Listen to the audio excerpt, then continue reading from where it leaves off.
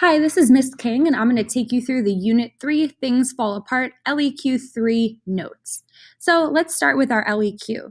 So we're going to be focusing on how does a reader analyze how characters with multiple or conflicting motivations develop over the course of a text, interact with other characters, and advance the plot or the theme. So at this point, you should have already completed your warm-up.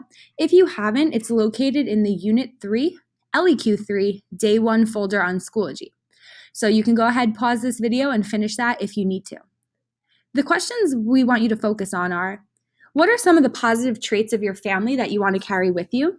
What might be some less positive traits that you want to leave behind? Feel free to pause this now if you need to complete that. Looking at our student learning map, we already talked about our LEQ, but going up to our unit essential question, it is, how can an author use a work of fiction to make a statement about culture? So what you're going to need to do right now is go to your Unit 3, LEQ 3, Day 1 folder on Schoology, and open up the character notes. Send those over to Notability. If you need a minute to do that, you can go ahead and pause this video.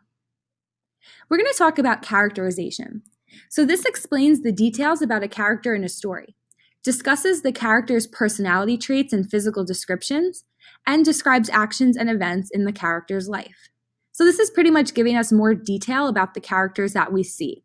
It lets us know about who they are, what they look like, some things that they might do, or events that they've been through in their life. If for any reason I'm going too fast or you don't understand something I've said, please feel free to rewind the video and take the notes as you need to. You can also pause at any time. So now we're going to talk a little bit about archetype. So one of the topics you might choose for your essay has to do with character archetypes. We're going to take some short notes about archetypes. So please download the character archetype note taker from Schoology and fill in the details from the PowerPoint as we go through together.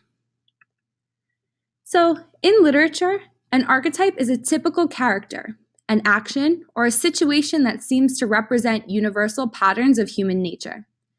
An archetype, also known as a universal symbol, may be a character, a theme, a symbol, or even a setting.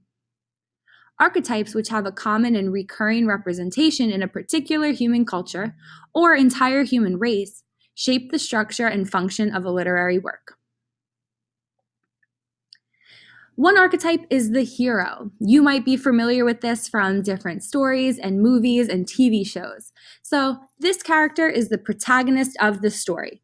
Heroes are born leaders, whether they choose to be or not, and attract followers along their journey. I want you to think back to your favorite movie or story or even a fairy tale and see if you can name any hero archetypes. Then we have the mentor. This character helps the hero to prepare for the challenges ahead. Mentor gives the hero some valuable information or tool that the hero must use to overcome the major conflict or crisis in the story. This is usually like a wiser, sometimes older person who is giving a lot of advice to one of the characters, kind of leading them through, helping them with any challenges or struggles that they might face. Then we have the villain. This character is the antagonist of the story. Villains try to stop heroes from achieving their goals by getting in their way and often trying to kill them in the process. So think back to that story or fairy tale or movie, and I'm sure that you can come up with a villain. Especially think about those Disney movies, Lion King, Finding Nemo. Think about those villains. We have the Earth Mother.